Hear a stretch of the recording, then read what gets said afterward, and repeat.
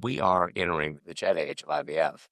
I mean, if you think of the first 40 years of flight, we went from the Wright brothers to propeller planes, but we only entered the jet age after 40 years of history.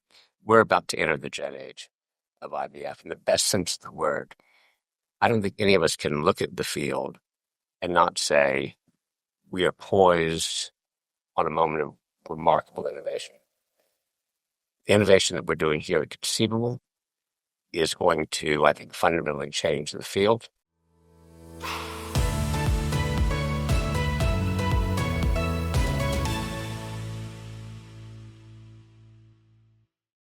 The biggest thing happening in the IVF lab, we use that title for the LinkedIn Live. I think it might have to be the title for this podcast episode too.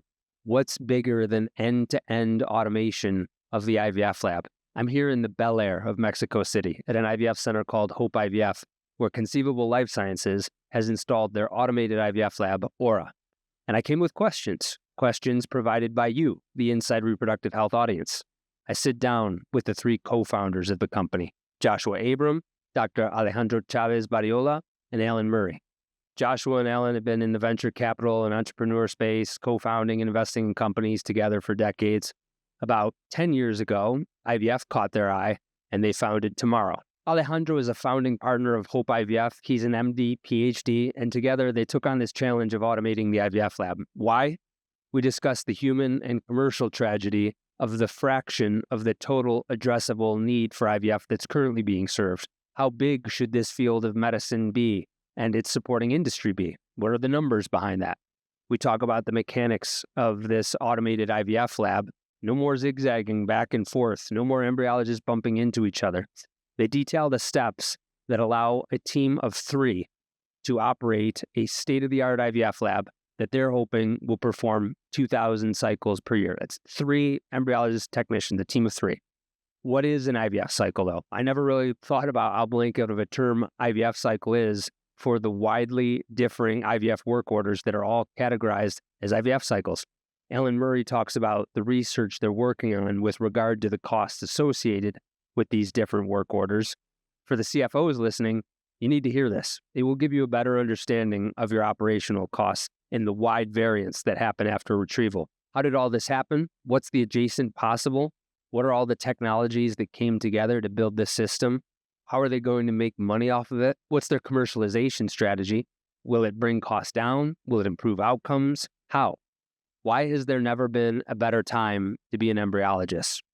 I couldn't get enough content while I was down here. I don't have the qualifications to say that the future has arrived here at Conceivable, but everyone I've talked to that has visited here seems to think so.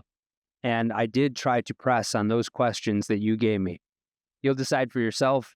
You're going to want to listen to this whole episode because I don't think things will ever be the same. Today's episode is paid content from our feature sponsor, who helps Inside Reproductive Health to deliver information for free to you. Here, the advertiser has editorial control, but in the case of this episode, the advertiser chose not to make any edits. Feature sponsorship is not an endorsement and does not necessarily reflect the views of Inside Reproductive Health. Dr. Chavez-Badiola, Mr. Abram, Mr. Murray, Alejandro, Joshua, Alan, bienvenido to the first ever in-person podcast episode of Inside Reproductive Health. Is it not the first international podcast of Certainly not the first with international guests, but certainly the first where I have been abroad. Are we taking offshore? You've taken me offshore, and I am interested in exploring. Tell me, Joshua, what's the tragedy happening in IVF right now? How might you be able to fix it? Be a part of fixing it? Well, I think there's a tragedy, but first of all, I think there is a lot of glory to talk about. Here we have a Nobel Prize winning therapy that has the ability to cure people of a disease that has plagued humankind, since the beginning of recorded history. It features prominently in the Bible. And this disease strikes people uniquely in the prime of their life. Curing this disease will change the course of their life forever. And when Bob Edwards was awarded the Nobel Prize with the very fulsome comment from the committee that said he had achieved a milestone in modern medicine, I think the Nobel Committee thought, for good reason, done and dusted. We've got this behind us. Certainly the science, and it's a blessing to be involved in this field, surrounded by the brilliant people who drive it. Certainly the science has improved dramatically over the last 40 years. It's our rate of innovation has stalled a little bit of late, but historically we have improved success rates 1% a year over most of 4 decades. But the reality is that with the rewarding the Nobel Prize, we did not end the problem. With Edwards' great accomplishment, we did not end the problem. We have a therapy that has failed to scale. 95% of infertile people around the world will never receive treatment. Even in the very rich West, even in America, 80% of patients will go untreated. And I don't think that any of us can or want to be satisfied with that kind of situation. It's a ethical disaster. It's a clinical disaster.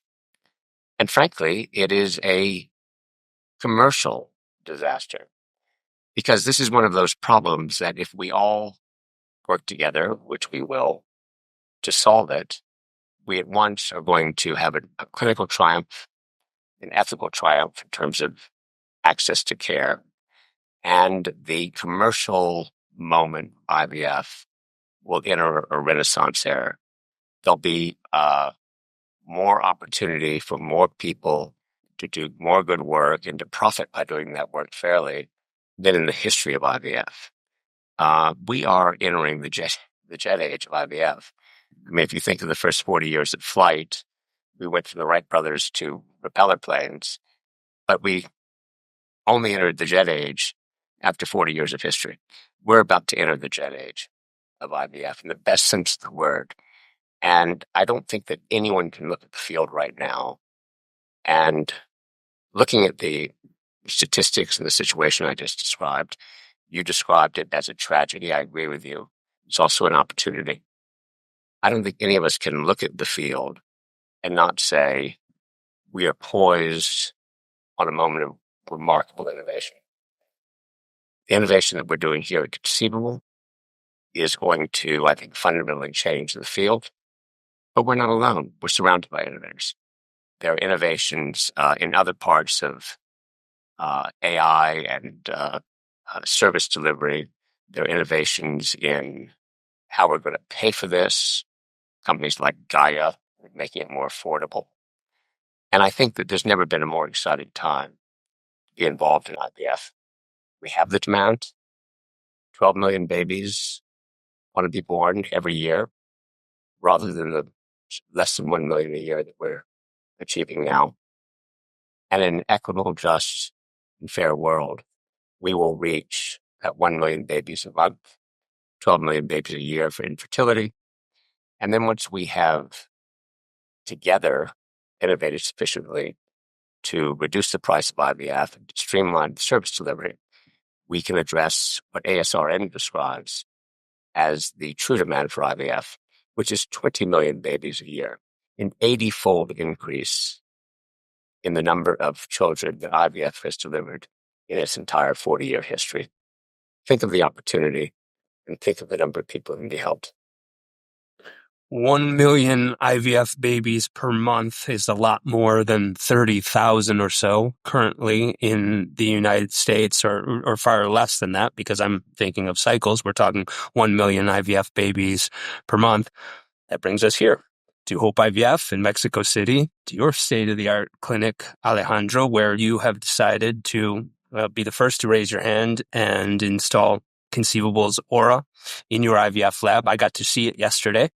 What I've been hearing from people in a little straw poll when I ask, is the IVF lab ready to be automated? The majority of people, and those folks that haven't been here yet, they say no. When I ask everyone who's come before me to visit here, they say this is not a prototype. This is either ready for prime time, or we're talking months away, not years. from being everywhere. Tell me, what did I see yesterday? I saw a single line assembly that it seems goes from retrieval to transfer, the size of a small IVF lab, that where robotics takes the egg from that phase when it comes from the patient all the way back to the patient. So describe what I saw, because I want to try to match it to some of the footage we might be able to capture today. So what you had a chance to see yesterday is an end-to-end system that can automate the full process of the IVF lab, from dish preparation, egg finding, preparing the egg for ICSI, preparing sperm, fertilizing, going through culture with time-lapse capabilities, and vitrification. So it's the full process. So the system was built to support with this space and with a capacity of 2,000 cycles per year with 3 operators. So to the point of what Joshua was saying, this is the only way to improve access and scale IVF to its full capacity. We know that embryologists are passionate about what they do. They're passionate about getting better, doing things better, because they care about patients. I don't think of any embryologists that sign up to work for 2 or 4 hours preparing a dish. They want to focus their attention to work in an intellectual space that allows them to think how to get results better. So this is what the system is about. It is preparing dishes. It is preparing sperm. So the embryologist can work along with that and make it better and better. But that's what you saw. Of course, I'm biased, but in a word, I think that what you saw is what the future of IVF is going to look like. Tell me a little bit about the role of the embryologist in this system, because the first room that we walked into, there were some screens. I believe you explained to me that if for whatever reason the embryologist needed to take control of the machine, the embryologist is right there in the control room. Tell me about that.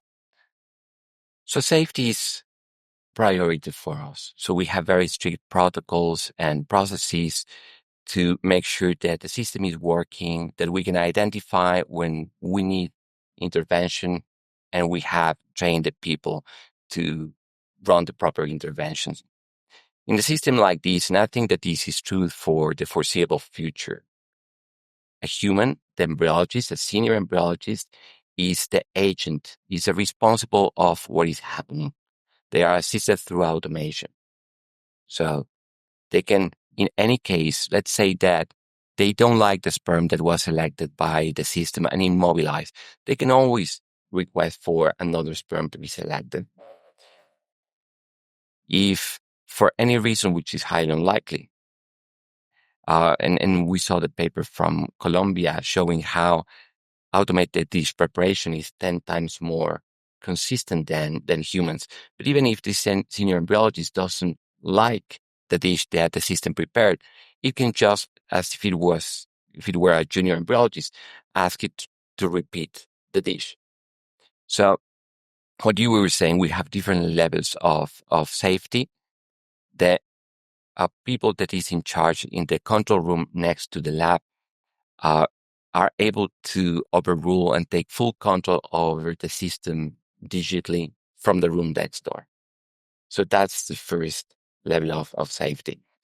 Describe the C handler and how that works through the system, and the built-in e-witnessing that comes with that and the QR codes. So as you know, there are different ways in which embryologists identify samples, because I think that the one thing for which we have zero margin for error in IVF is sample misidentification. So that's been a top priority for us. So again, when you go to labs, they can use different systems, tags with QR codes or RFIDs, or writing with these diamond pens the information that is relevant to identify the samples. What we have done as part of our dish preparation system is that the system automatically engraves with laser the dish with the information that is relevant to the embryologist, and it also imprints a QR code that is unique for that dish in such a way that the system always know where each sample is at any given time throughout the entire process. Once that the dish is prepared and this is moved from one station to the next, the SIG handler, which is a system that is moving samples from one station to the next, is making sure that the right sample is there. And then before it accesses any station, it reads a QR code from the station, making sure that the right sample is entering the right station for the right procedure. So that's top priority for us, sample identification. Alan, how the heck did this all happen? What's the concept of the adjacent possible? Maybe explain the concept for those that are unfamiliar with it, but then how is it applied here? Sure. Adjacent possible for us means borrowing from other industries, standing on the shoulders of massive investment that have perfected individual things. Maybe it's better explained by looking at examples. So within the RS system, we have many stations that use image recognition technology, a form of AI. This did not exist 10 years ago with the quality and velocity that we needed to run an IVF. We think about IVF at its most core, we're building self-driving pipettes. So we borrowed AI systems where hundreds of thousands of guys are. We all see it today when we use ChatGPT and other image generators. We see image recognitions in self-driving car that are trying to isolate basketballs or baby carriage or stop signs. So the technology we're using to recognize COCs, eggs, embryos, and position instruments around it comes directly from standing on that, massive investment. When you saw the robots that we're using, these are industrial robots that didn't exist 10 years ago. Robots that have been perfected to assemble things like an iPhone that are cramming ever smaller components together, testing circuits that are getting smaller and smaller. So we're using robots that come out of the electronics assembly industry that are extremely precise, sub-micron precise repeatability, high reliability, that have been cycle tested way beyond the needs of an IVF lab. When we look at Tell me a little bit about that cycle testing. What went into that? So when we think about the number of cycles, a different term than IVF cycles, of course, but the number of repeated motions a robot needs to make. So when we look at industrial scale stuff, it's doing assembly of iPhones.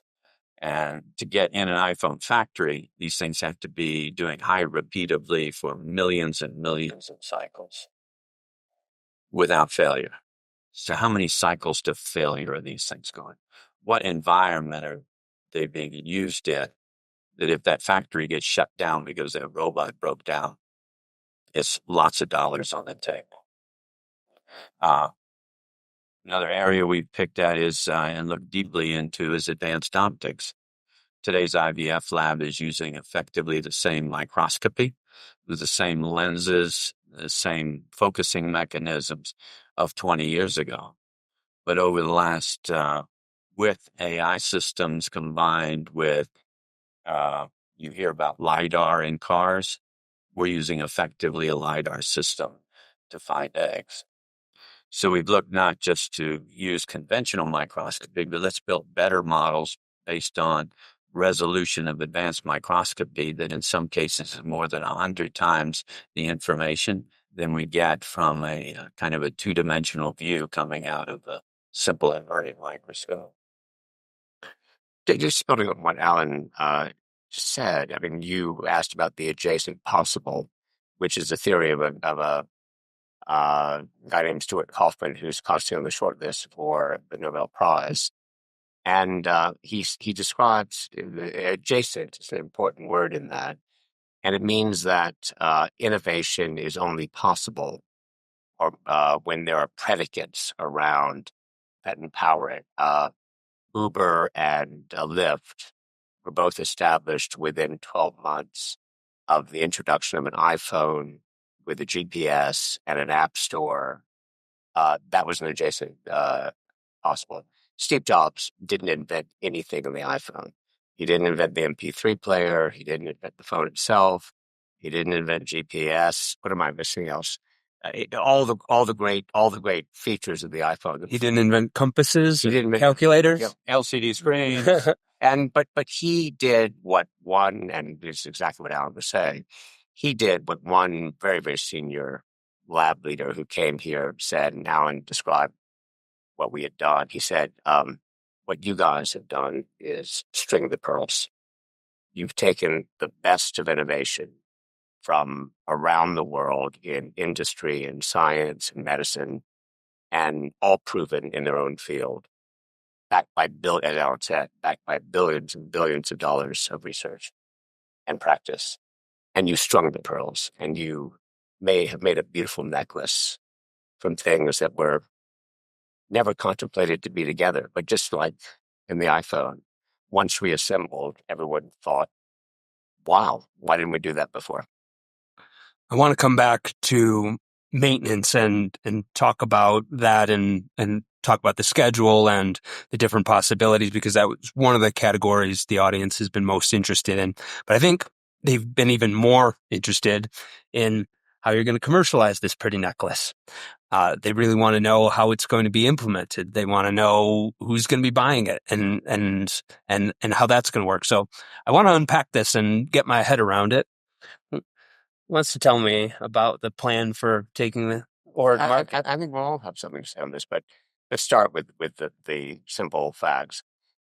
We've decided as a business model to bring the technology to market in a lab as a service model. This is nothing new to advanced medicine. So Quest Diagnostics, a great company, roughly a third of its revenue comes from operating labs on a service basis within great hospitals, and bringing the efficiency of Quest's experience and centralized function and all the rest. They do it better than any hospital could do it. So lab as a service, and we are absorbing the cost of installing the technology. It will be a collaboration between our people and our clients' people to run the machine. Rough numbers, each aura will do about 2,000 cycles a year and will require 3 people: an engineer who will be a member of our team, a senior embryologist, probably initially a member of our team, but increasingly involving our partners, or maybe even involving our partners right away. We are very collaborative by nature. And finally, a lab technician who will probably be supplied by our partner. So lab as a service is the first thing to understand about this. Not new, widely used in medicine. Lots of benefits for our clients. Reduced CapEx. We're always there to guarantee the success of the technology, on and on and on. Some doctors do that now. They'll use one person's lab. In larger cities, you might have someone that has a lab, and then you have 4 doctors that each use that lab, and they've got a boutique practice. And so I could see how you could really scale that lab as a service. Will you start there? Will you think you'll work first with some of the large fertility clinic networks? We'll be on premise at first. So we'll be on premise with our partners. And I think, as you started the podcast by saying, we've been blessed to have a who's who of innovators and leaders from both the commercial side, the C-suite, and the science side. The lab leaders come down and spend time with us here, often a day or two, really digging into what we're doing, the business model, and the science. And the response has been just incredibly gratifying. I think people see the logic of what we're doing, how it's going to help them in their business, how it's going to help patients, and it's how it's going to help the field address what you described as tragedy what we think of as finally being able to scale to meet demand. Some of the questions have been about who's going to want to have a whole bunch of equipment and these big machines, these big expensive machines installed in their IVF lab and have to move things around and have to incorporate all of this. Well, next to me, I have the guy that's done it. So Me, I am the first one to do that. I think that in IVF, doctors, embryologists, we always have patients as our top priority. Patients' interests are our interests, and we want to make sure that we're offering the best medicine possible. So if we have a system that is consistently at every cycle performing at its best, why wouldn't you want to have this system? So I think that for me, the decision was very easy. I've been in this field for 2 decades now. This clinic has been in Mexico for 15 years. I built a reputation, which is very hard to build. And I needed to make sure that the system was ready to treat patients at least to the level that I'm used to treating patients. And then with the first results we had from our first IRB study, it's like, the question is why? It was not why not. The question for me was how soon can we get? So I know that for embryologists, for existing clinics, there will be a lot of questions on how we implement it, how we adopt it, how do we learn. And that's one of the reasons why we're operating the Aura system ourselves. We want to walk hand in hand with our partners so they can learn how to use it. We want to make sure that we give top service, top trained people to make sure that they have results that can match results from 5% of the top best clinics in the world. So just think about it as an embryologist, as a clinic owner, whether you are just opening a new clinic, planning to expand, or planning to improve the results you're offering to patients. Imagine I knock on your door and I tell you, day one, I can offer you results that can compete with the top 5% clinics in the world. Would you take me on board? if I saw a whole lot of evidence that said so. We're Right. working on that. We are having, the first IRB study is showing that we're there.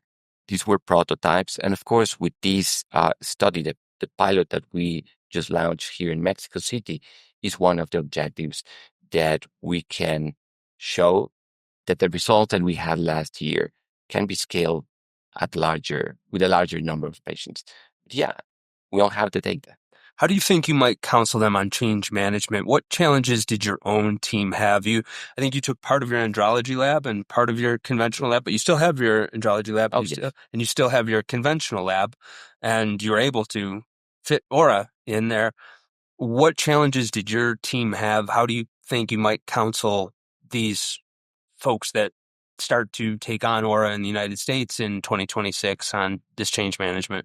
So the first step that I think that helped make things as fluent as possible is incorporating the teams, the andrology team, the embryologists, to work with Aura before the system was installed. Then before we started running patients, we ran drills for safety. So when we had the first patient, all the lab team, the nurses, the doctors were already familiar with the system. So this collaboration, this communication is critical, is crucial. As you were saying, yes, we had to make modifications because our lab was not. And this clinic has been here for 11 years. I didn't even dream about the existence of this technology 10 years ago. As Joshua was saying, the technology was not there, not even to imagine this. So it was very easy to accommodate, again, because of the layout. We still have some space constraints, but again, this is the first automated lab in the world. And the idea is that we're learning a lot with intention to make the transition way more fluent for our future partners. And the conversations that we've had so far have been very positive. They see the space, they have an idea about what they need, and yeah. I think, to your point, look, change management is always an issue, and addressing the concerns and the needs and the ambitions of our partners is paramount. But I think one thing is to point out, particularly to the science and embryology side, that we are bringing tools to them that simply couldn't have been dreamed of 3 years ago. That our chief science officer is one of their own, Jock Cohen. We started talking about the Nobel Prize, Bob Edwards. Jock, of course, was the person, the young man in his lab who Edwards had enormous confidence in, and turned to Jock and said, Jock, turn this science experiment I've created into clinical medicine. Of course, Jock has been in the forefront of doing that ever since, innovating throughout, associated with many of the key developments, whether it's ICSI or vitrification, either as an inventor, an early advocate, practitioner. So we are automating many of the steps that Jock and other leading embryologists created. We're automating them. And what we're really doing at the end of the day is providing embryologists who Jock rightly says has trained us to think as single-cell surgeons. Jock lectures us and says, you are not to think about the demands of this field as anything other than surgery. These are single-cell surgeons under enormous pressure, and they need the same tools that great surgeons have in other parts of medicine. And what the Da Vinci robot, for instance, has done to surgery of the kind Aura Conceivable is going to do for IVF. We are the Da Vinci robot of IVF, putting the tools needed by these brilliant single-cell surgeons in their hands for the first time, and relieving them of a lot of the pressure that goes in running a lab and operating a lab, and letting them focus on the key decisions that, and Alejandro started by talking about a person in the loop at all times, that only an embryologist can make. So a lot of the change management is making clear how we are empowering you with the latest technology that none of us could have dreamed of just a few years ago. I think that is a very good point. Any embryologist that walk into our lab and look at our system working, they wouldn't be surprised with what the system is doing. We're not inventing new processes. We're following the processes that have been proven for decades with millions of treatments and live births. The only thing that we have done is we have automated these steps. Everyone will recognize the dishes that we're using, the pipettes, the ICSI needles, and the protocols that we're following. So there are no surprises there. There's no magic. We're just automating and increasing the precision, the accuracy of these processes. So again, no surprises. The other thing that I forgot to mention, well, and taking again the example of the Da Vinci robot. If you have a recently graduated OBGYN wanting to walk and operate with the Da Vinci robot, they wouldn't be able to do it. They would be able to recognize everything, the same technique, the same equipment that they would use in laparoscopy, but they would need to get special training. And after that, there's no turning back, as a doctor or as a patient. And as an example, if I had a need for prosthetic surgery, I wouldn't go to a doctor that is not going to operate me with a robot just because of the precision. And yes, that doctor had to undergo extra training to improve the quality of medicine that he's practicing. 90% of prostate surgeries in America are now done with an Da Vinci robot. 90%. Patients demand it. Doctors want it. I was going to add I think 100% of our visitors who are in clinical operations are here. They're looking at ways to grow their business. They're looking at ways to grow their business. In some cases, how do we double in the next 5 years? How do we provide more points of care? What is the technology and tools that need to be baked into our disruptive business models? So it's a lot been about growth and pulling cost out, cost per baby, laboratory efficiency, ability to generate more embryos with fewer eggs. So our conversations haven't been so much about retrofitting an existing laboratory environment, but what does the future look like? How do we grow? How do we increase enterprise value to our networks? How are we being on the forefront of technology to recruit more patients? So it hasn't been so much about within the lab and how to change a current lab. It's been how do we grow our network aggressively? We all agree that 80% of patients in the United States, 95% worldwide, are not getting treated. That's our opportunity. That's where Josh left it off. He said the missing opportunity is also commercial opportunity. That's total focus of our conversation is what's next? How do they take advantage of this new technology? Yeah, I think this conversation, we're talking a lot about change management as though our target was to retrofit current labs into an Aura system. With the visitors we've had down, almost all of them are looking at how do we grow and expand our network. We have aggressive growth plans. Smaller growth plans is how do we double in the next 5 years? There's a huge untapped market. We're only servicing 20% of the population in need in the United States. What new business models can we come up with to expand together using this new technology? We need things that are enterprise scale, that can grow with us at the pace we want to grow and bring quality levels up. How many, our time to pregnancy down, our success rates per cycle up. All of that comes through automation. So it's been much less about change management in the existing lab, but changing the vision for the future of how IVF can be delivered to service at population scale to get more of that 80% that's unserved. And that's where Aura fits in as a key part of those strategies. How do you do that without driving up costs? Earlier, you gave me examples of smartphones, which are among the best example of how you had a very primitive technology, that brick phone that was several thousands upon thousands of dollars, couldn't be afforded by the average consumer. And now people can buy a supercomputer for a few $100s. And almost everyone on the planet has one. So that's an example of where scale has really brought costs down. But there have been other things in education and in healthcare where, now we have online education, so that should bring the cost of college tuition down, and yet college tuition skyrockets.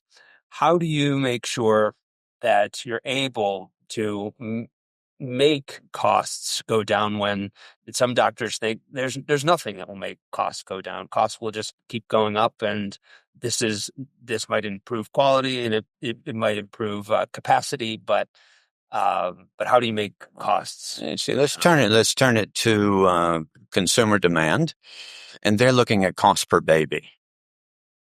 So we can talk about cost per cycle, cost per lab flow, but the end point here is cost per baby. In the U.S., we're averaging about $75,000 is the out-of-pocket cost to have a baby. That's 2.5 cycles.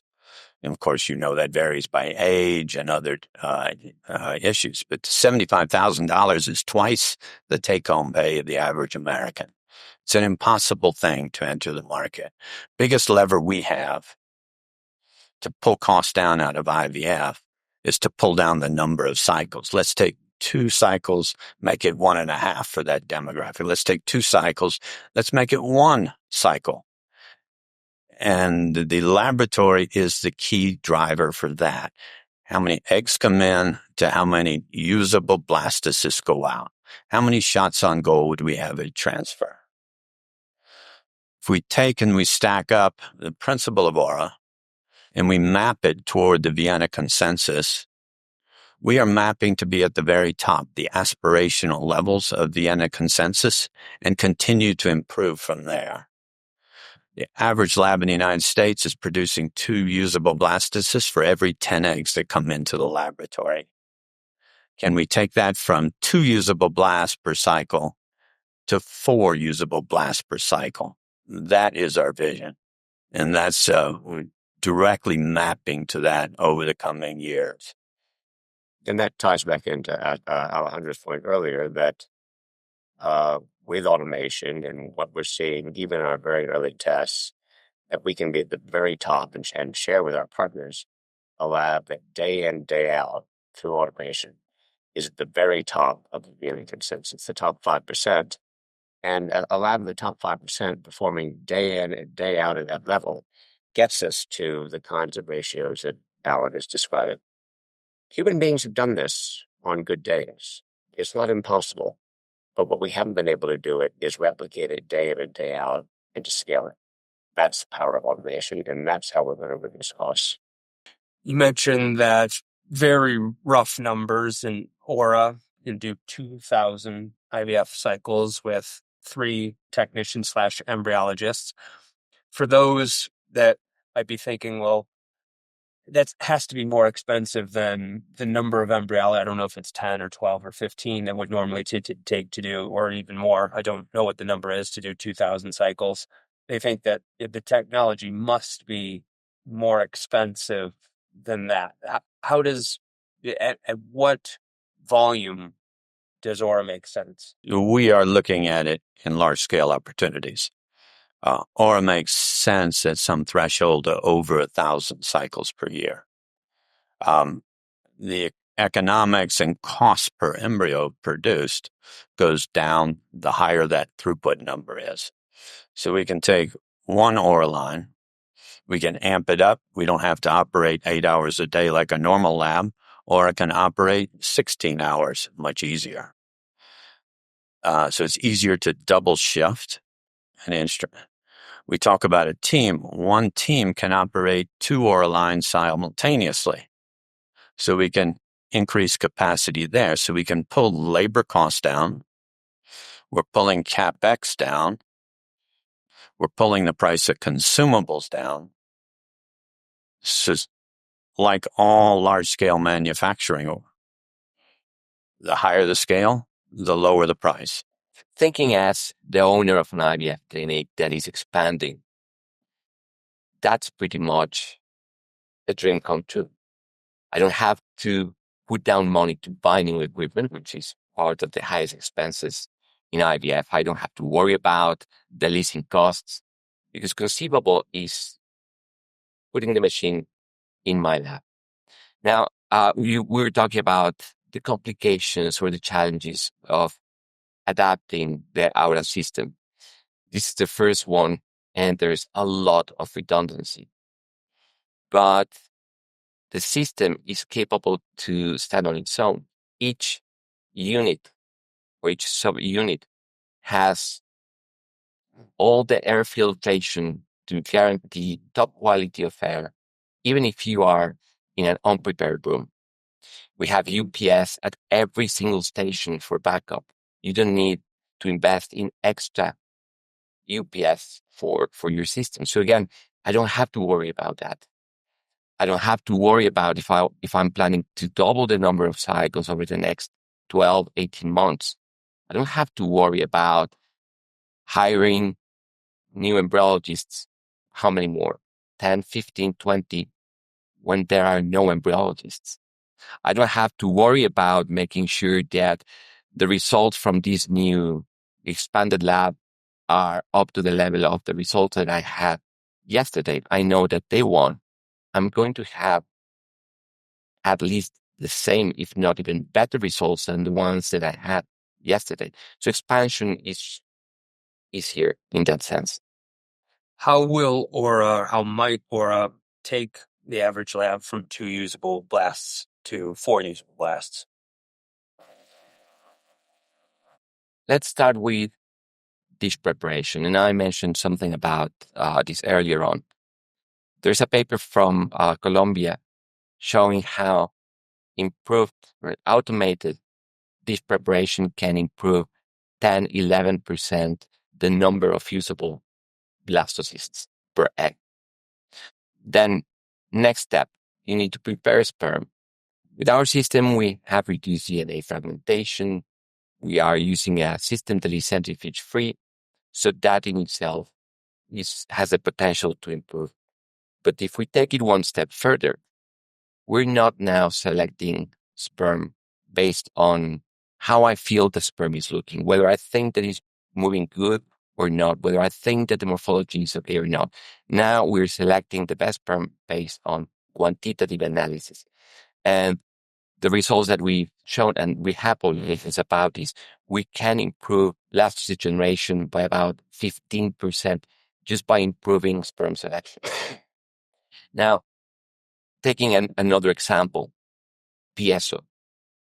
Piezo is not used in Western countries because of many different reasons. The complexity of setting up the system, the concerns about damping fluid, but the papers coming out from Japan and now Australia show improved results with the use of piezo. Fewer eggs get degenerated, higher rates of normal fertilization. Now, with the precision of the robots, we don't need a damping fluid. We don't need specialized pipettes for piezo. We use conventional ICSI needles.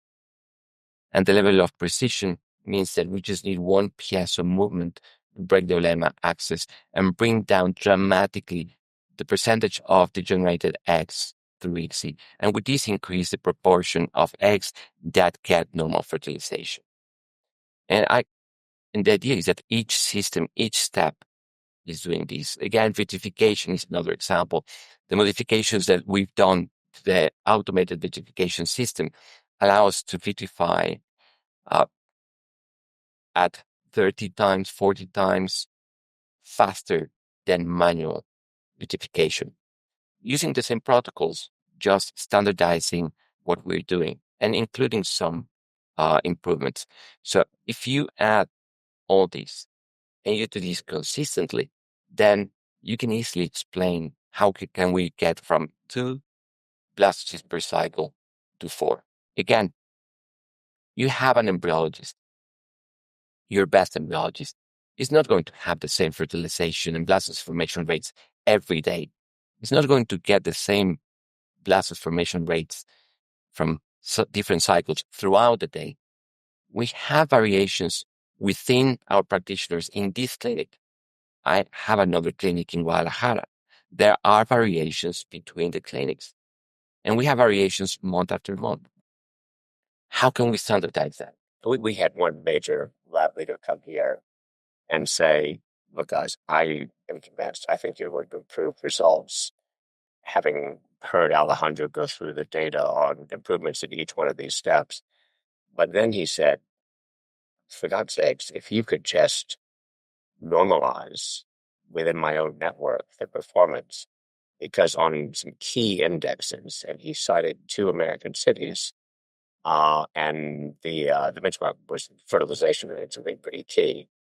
And the success rate at one clinic was at 82, 83%. And at another clinic, also in the United States, it was 50, just over 50. So it was a 50% swing. Look, this is a great operator, and the same protocols, the same technology, the same good intention, the same training. And on a month-to-month basis, they're just seeing these kind of swings. I mean, it's the devil in the system. And it goes back to the point that I think all of us made, that it is very difficult to scale this manual, artisanal, analog system. This is the job of automation, and to put us at the top of the Vienna consensus every single day. I'm glad you answered the question about the piezo protocol too, but that was a question from our audience from Simon Lumsden who wanted that question answered. So thank you for answering that. Speaking of swings, Alan, you got me thinking about swings in costs. And I know you're still doing some research into this, but you got me thinking that the term IVF cycle is a really general blanket term. You know, anything with a retrieval, anytime an egg is retrieved, that's an IVF cycle. But sometimes you might retrieve 8 eggs. Sometimes you might retrieve 21 eggs, and you could have big swings in the number of eggs that are retrieved, and therefore the amount of embryology work. How are you thinking about this? I think in helping our partners understand their cost basis, we've done something with team. We'll disclose the paper very soon. We're in the final publication of something called an activity-based costing of an IVF lab. It's basic. Think about putting a stopwatch on an embryologist, looking at what they're doing, looking at what they consume. So when we talk about a cycle, we talk about some kind of a generic cycle. I don't know what it is anymore. What's coming into the laboratories are demands for an IUI preparation. It's a work order coming into the laboratory. Another work order comes in, we're going to do egg preservation for a patient. So when we look throughout, there's roughly 7 different definitions of work orders that are coming in the lab, from an IUI to prepping for an embryo transfer. So within this body of research, we've looked at the cost associated with each of those work orders or procedures that are coming into a laboratory. And we start looking at swings on it. Number of eggs for, call it a standard cycle in the U.S. that might include patient gametes going through an ICSI cycle with a biopsy and then freezing all the resulting embryos. We look at the cost swing. If it was a lower stim or lower response, and we saw 10 eggs come in the lab versus a high responder or a high stim protocol that saw 30 eggs coming in, the cost of a cycle varies by more than 60% just on the number of eggs per cycle. We look at time of day utilization. How well balanced is the workload on the daily basis? Some days the embryology team is just crammed or the andrology team is crammed. Other days they've got some time to breathe and catch up. So they're not operating at peak times. We look at clinics that are large and have scale. Labor doesn't move that much. Labor overhead of supervision stays constant and can be spread. So there's some economy of scale on labor. They've got more purchasing authority on supplies. So defining the cost of a cycle is more complex than just thinking about the rules of thumb. We needed this work so we could understand. So we're doing simulations on the throughput capacity for an aura system. And it's really dumbed down to say it does 2,000 cycles a year. It's doing close to the 4,000 work orders that come into a laboratory every year. So I'm going to try to answer as a doctor. Every time, and again, I have plenty of experience. Every time that I face a patient and I have to make a decision about when is the best time to trigger, whether I push a bit more to get a few more follicles to mature and trying to get a few more eggs or not, I think that I am doing the best to get the best eggs.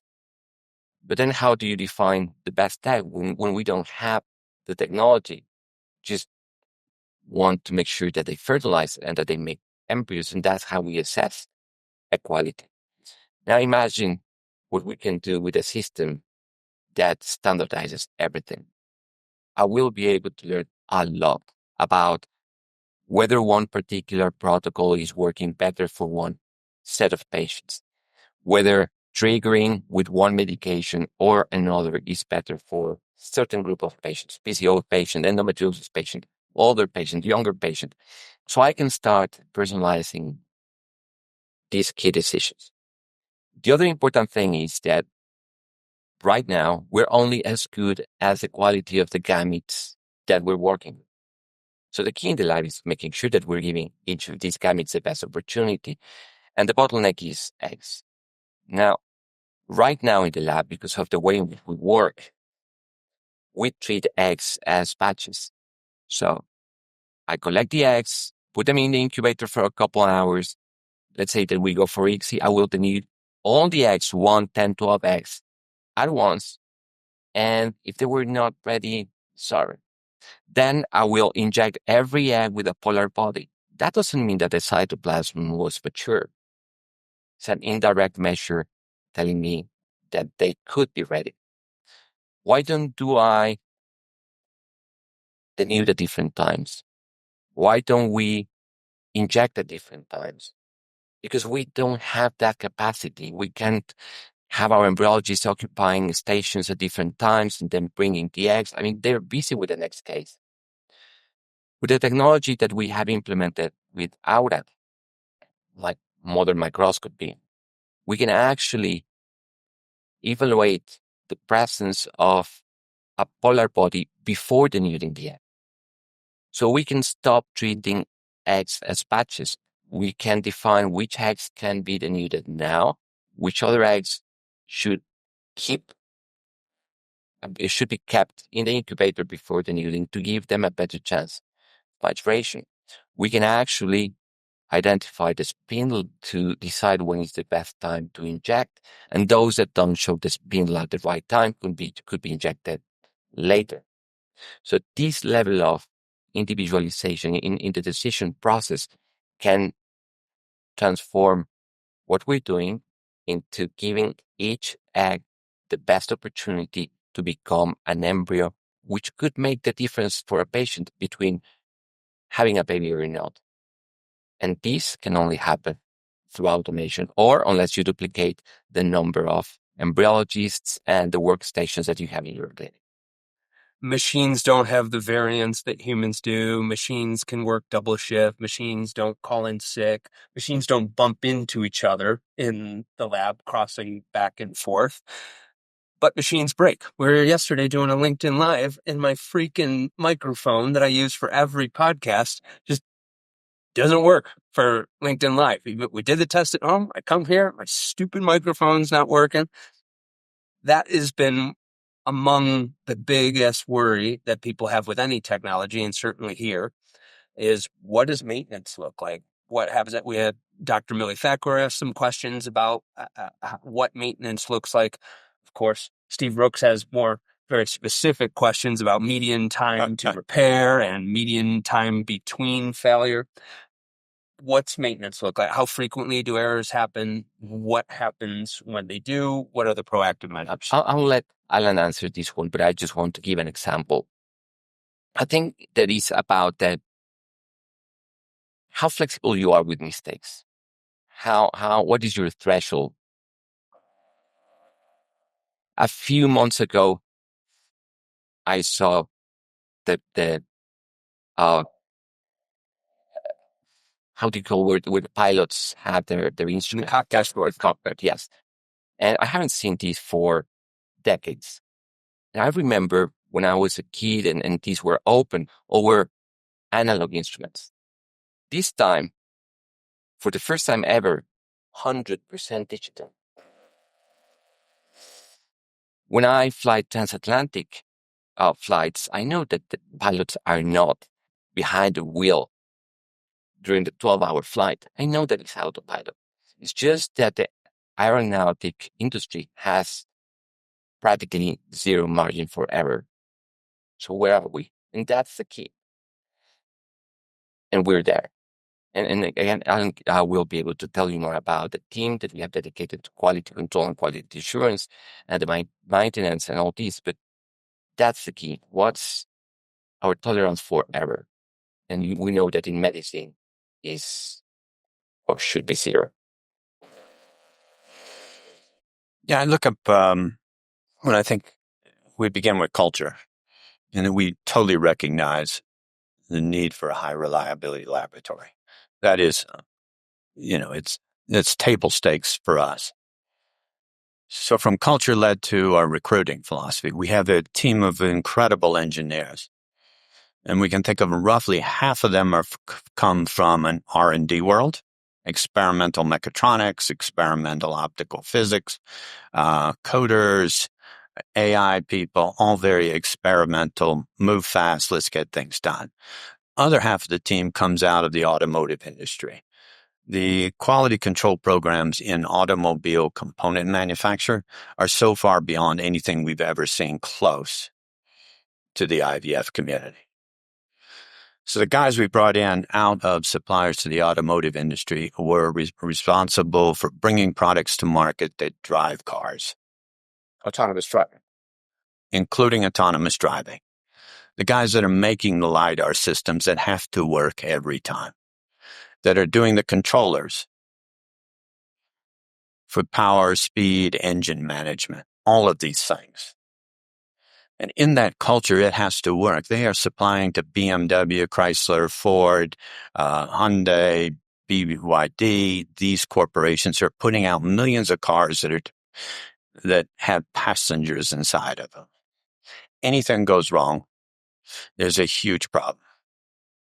So we've got recalls, which bankrupt companies. So what we come from is a culture of validation, verification, design, organizational flow that goes all the way through testing. And you mentioned Steve Rook's mean time to failure testing for a component going into a car is 100 million times or more. So before they release full production, they do a limited run and then run these things.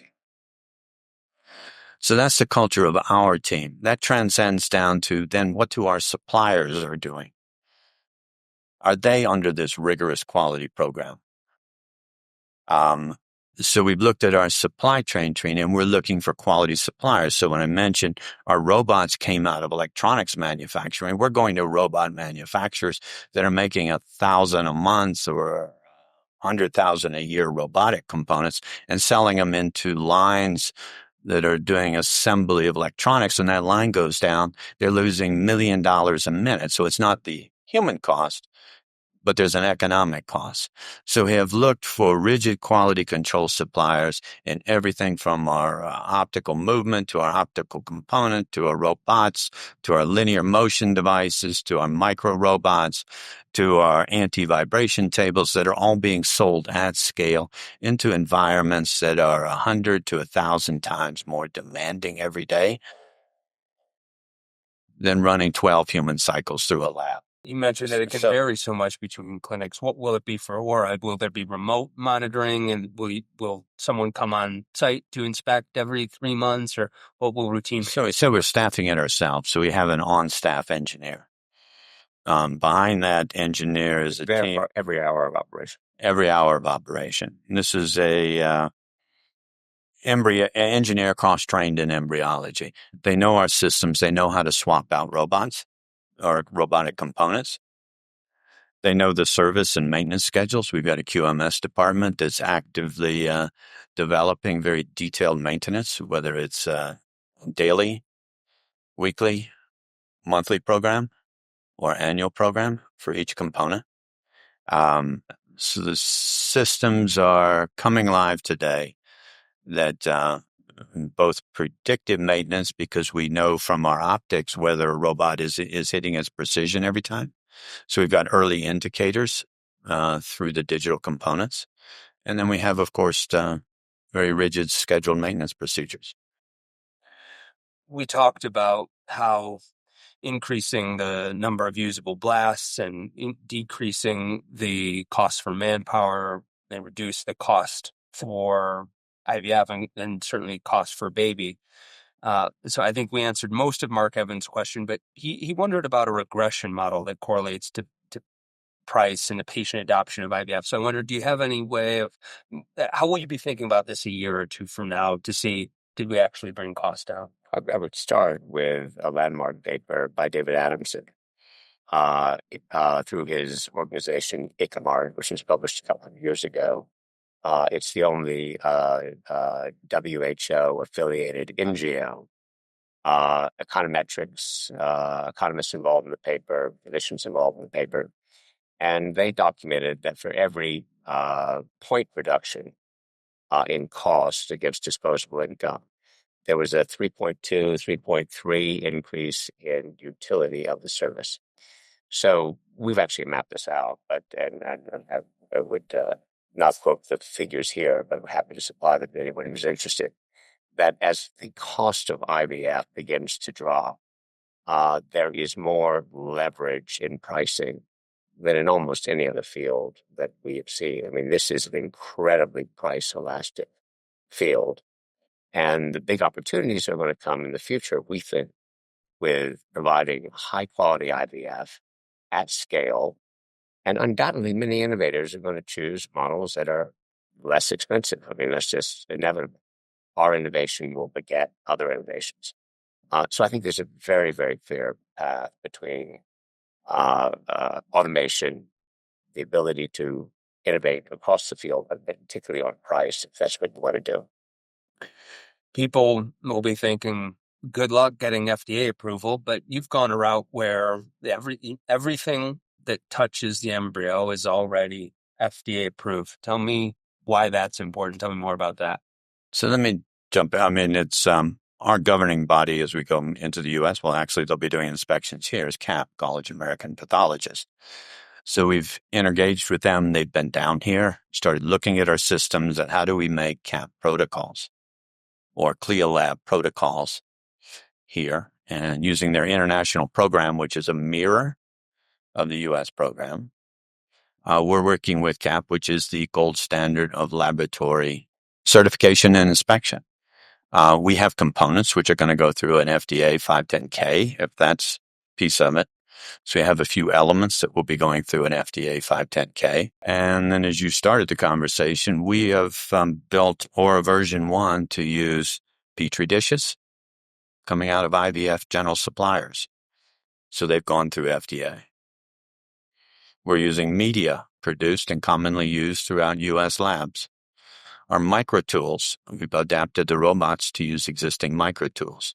So everything that's happening within the dish or 1 or 2 degrees away from a cell are FDA cleared components.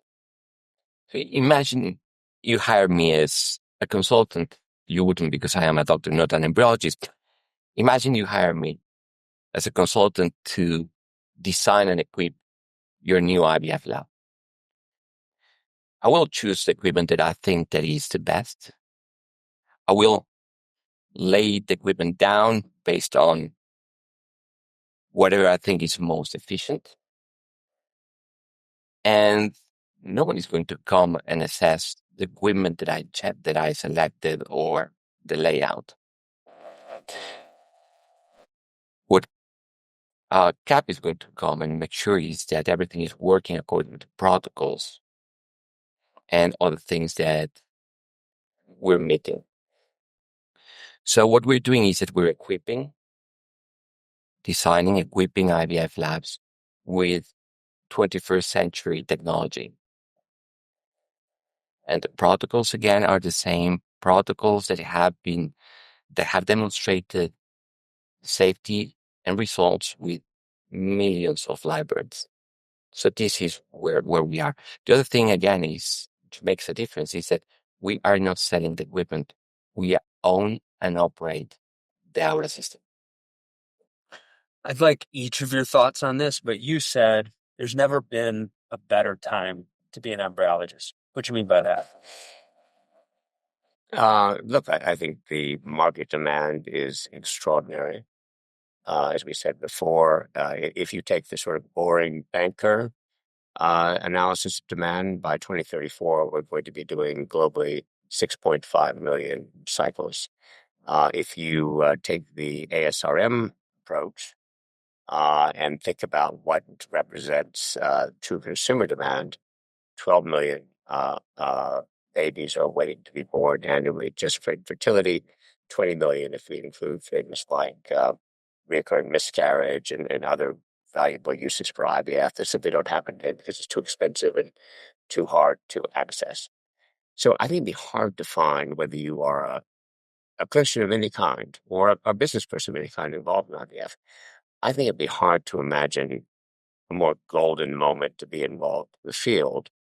But people at the front lines are going to remain embryologists, our treasured single-cell surgeons. And we are going to give them as many equivalent of the Da Vinci robots as they need to meet this demand.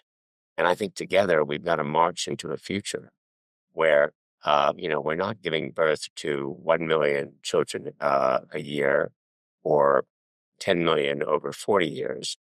We're doing meeting demand for 10 to 12 million children every single year. I mean, it's just self-evident that there's never been a better time to be an embryologist. It's not as if Aura is going to eliminate the need for embryologists. We are embracing embryologists. We're going to need embryologists involved in every single station. I think the only thing embryologists should be worried about, and I don't know any bright embryologists who feel this way, is what happens if I don't train, if I don't change, if I don't embrace innovation? What happens if I'm the person in my office who says, no, LLMs and chat GTP and having them integrated into my business life is not for me. I'll leave it to all the rest of my college, see what happens. Well, that person I worry about. I worry about their career. But I don't think that is true of many people in the field, certainly not many of the leaders in the field and people at the front lines doing very valuable work every day. So never a better time. We're coming. The technology's coming. Stress is going to be relieved. Opportunities are going to grow. And I don't know of a single embryologist who doesn't want to help as many people as they can. They have chosen to be in a helping profession. And to go from 1 million children a year to 12 million, that's a lot more people to help. So we're going to do this together. What do you see, Alan? No, it's hard to add much to that.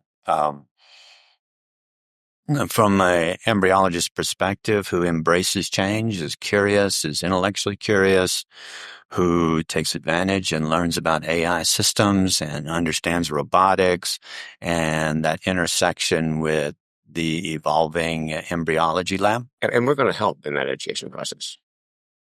It's fantastic, and it's a growing population need. We're going to need more and more embryologists. I think it's a great time to enter the field if you're curious, if you embrace technology. And I think that's broadly, every job in America almost sits into that category. What do you still value, now that you have this automation, what do you still value from your human embryologist as a clinician? Exactly the same that I value today. From my perspective, embryologists are scientists. They're not human robots that are pipetting all day. They are scientists. I still value the same. I want people that that I can trust, who are disciplined, who put patients' care as top priority, are diligent. So exactly the same values that I look in an embryologist today are the ones that I'm looking for in the embryologists of the future. Now, I would just add to your previous question. Embryologists are scientists. That's what they are. If I think about Edwards and Jack Cohen, it was a fantastic time to be an embryologist. Everything that you did was new. You were discovering it. Today, I think that most embryologists are overwhelmed by administrative chores and manual artisanal steps that leave very, very little room for their imaginations to run wild and create and test what they can do to improve patient results. 30% of the time is spent on paperwork. I mean, who wants to do that? And that's something robots do very well. I don't know if it's going to happen in 10, 50, or 100 years, but imagine the time when 99.9 or 100% of the patients get pregnant. That's a very boring time to be an embryologist. But right now, as Joshua was saying, we're entering the jet era in the IVF lab. Right now, we have the toys, we have the technology, so we can become scientists again and start improving.